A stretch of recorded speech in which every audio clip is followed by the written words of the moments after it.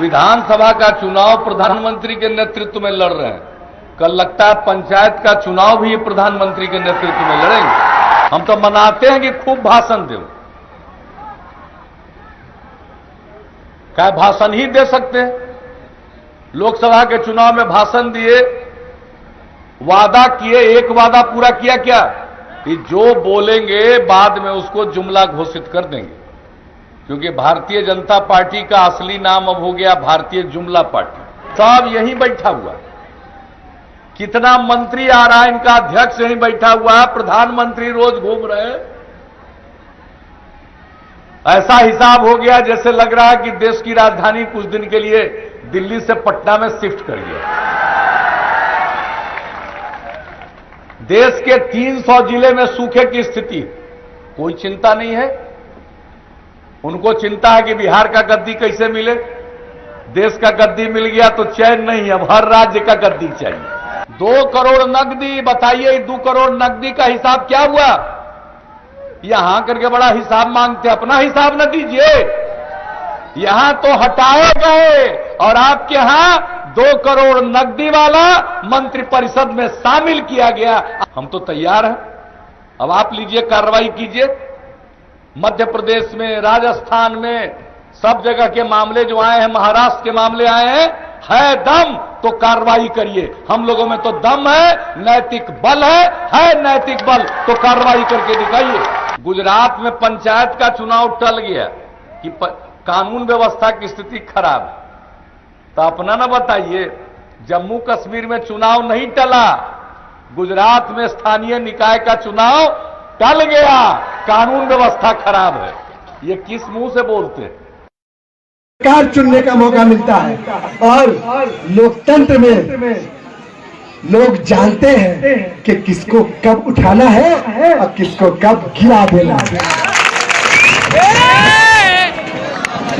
जाले से आपने जिसको टिकट दिया है उस्मानी, कहा जाता है कि वो जिन्ना के आइडियोलॉजी को फॉलो करते हैं। डज दिस मीन कि कांग्रेस अब नेहरू और गांधी के आइडियोलॉजी को छोड़ के अब जिन्ना के आइडियोलॉजी को फॉलो करेगा? सबसे पहले तो आप सब पत्रकार मित्रों का को नवरात्र की एक बार फिर शुभकामनाएं। उम्मीद है कि नवरात्र उत्तेजना को खत्म कर सौहार्द और प्रेम का वास आपके मन में भी करेगा। आदरणीय मित्र,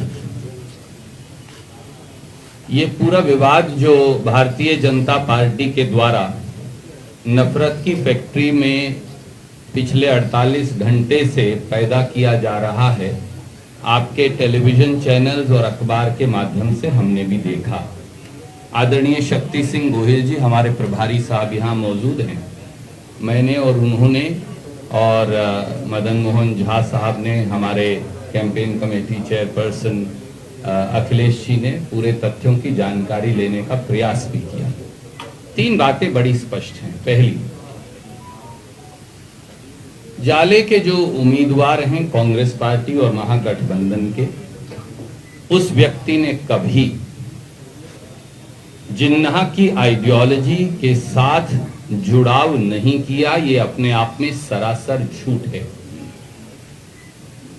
जब वो अलीगढ़ मुस्लिम यूनिवर्सिटी के विद्यार्थी थे तो उन्होंने प्रधानमंत्री जी को पत्र लिख मई में ये कहा कि कृपया करके आदेश दीजिए ताकि जिन्ना की फोटो एएमयू से भी उतारें और उसके बाद संसद और मुंबई हाईकोर्ट से भी उतारें। परंतु प्रधानमंत्री मोदी जी ने आज तक ना उस पत्र का जवाब दिया, ना कोई आदेश दिया। दूसरा, आदरणीय मित्र, जो लोग 10 लाख नौकरी पैदा करने से इस महागठबंधन को रोकना चाहते हैं, वो आपको भटका रहे हैं। जो किसान का मक्का 750 रुपए में बिकवा रहे हैं, वो आपको भटका रहे हैं। जो धान 1200 रुपए में बिकवाते हैं 1888 की बजाय, वो आपको भटका रहे हैं। जो हमारी आंगनवाड़ी बहनों को उन सारे कर्मियों को जिनकी हमारी आदरणीय मित्र ने चर्चा की, उनकी रोजगार और रोटी छीन रहे हैं, वो आपको भटका रहे हैं। वरना एक बात तो बता दीजिए, जिन्हा की मजार पर तो माथा टेक कर भाजपा के अध्यक्ष वो कई बातें लिखकर आए थे जिन्हें लालू यादव जी ने यहां गिरफ्तार किया था, पर भाजपा ने तो उसका जवाब कभी दिया नहीं। हमारे गुरदासपुर और उधमपुर में सेना और पुलिस के सिपाहियों को जिन्होंने उग्रवादियों ने मारा, उसके बाद दावत जन्मदिन की उड़ाकर आए मोदी जी बगैर बुलाए, और सवाल पाकिस्तान के बारे में हमसे पूछे जाएं।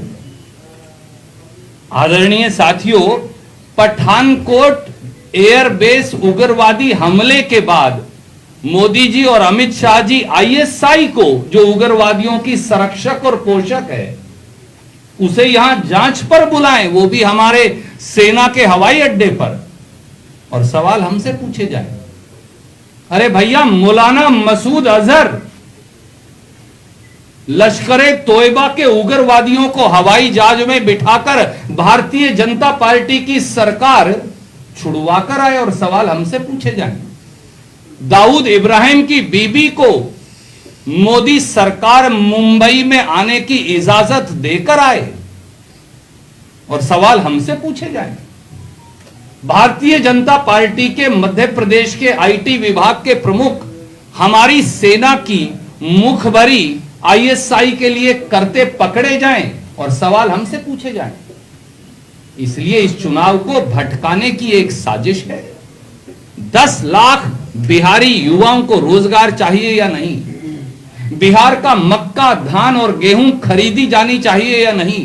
बिहार के गेहूं खरीद केंद्र 9000 से जो 1000 हो गए हैं, उन्हें वापस 15000 तेजस्वी जी के नेतृत्व में किया जाना चाहिए या नहीं?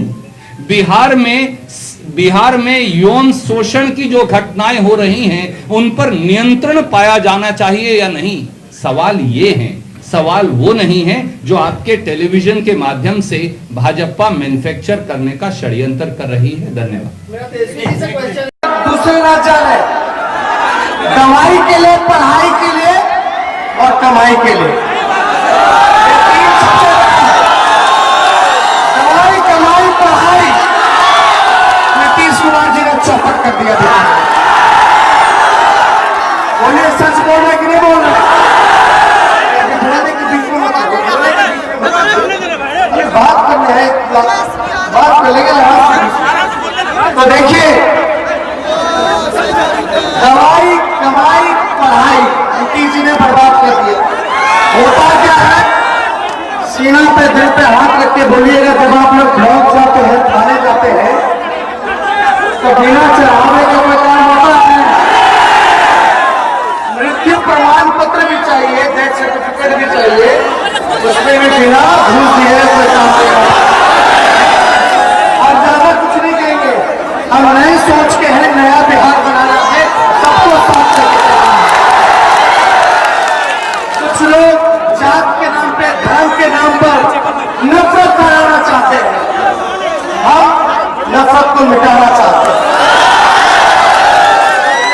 हम भाईचारा का संदेश देना चाहते हैं, प्यार का पैगाम देना चाहते हैं, तरक्की की बात करना चाहते हैं, उद्योग की बात करना चाहते हैं, बेरोजगारी हटाना चाहते हैं, किसान की बात करना चाहते हैं, मजदूरों को सम्मान चाहते हैं, नौजवानों को रोजगार देना चाहते हैं।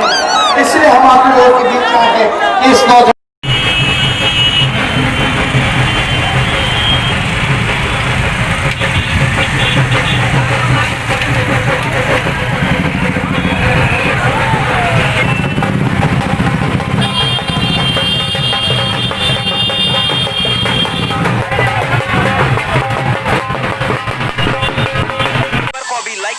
शेयर करें और ऑनलाइन न्यूज़ इंडिया की सभी खबरें अपने मोबाइल फोन पर सबसे पहले देखने के लिए अभी चैनल को